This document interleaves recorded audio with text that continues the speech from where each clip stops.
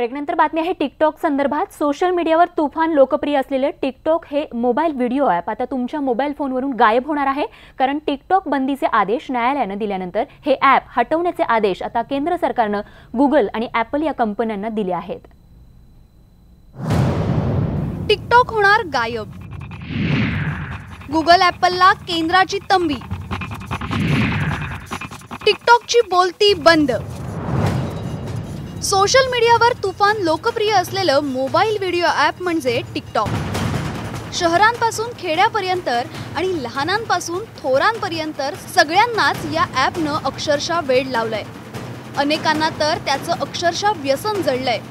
या ॲपचं वैशिष्ट्य म्हणजे मोबाईलच्या माध्यमातून तुम्हाला आपला व्हिडिओ तयार करता येतो, त्यामुळे अल्पावधीतच भारतात हे ॲप प्रचंड लोकप्रिय ठरलंय।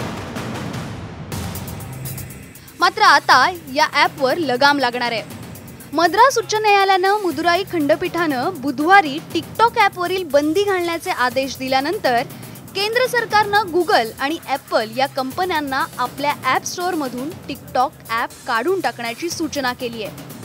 टिकटॉक हे चीनमधील एका कंपनीचं ॲप असून सध्या ते भारतात प्रचंड लोकप्रिय आहे। या ॲपच्या मदतीनं युजर्स छोटे व्हिडिओ तयार करू शकतात, तसेच त्याला स्पेशल इफेक्टही देता येतात। या ॲपचे सध्या भारतात 1.3 बिलियन युजर्स आहेत। यावरून त्याची लोकप्रियता तुमच्या लक्षात येईल।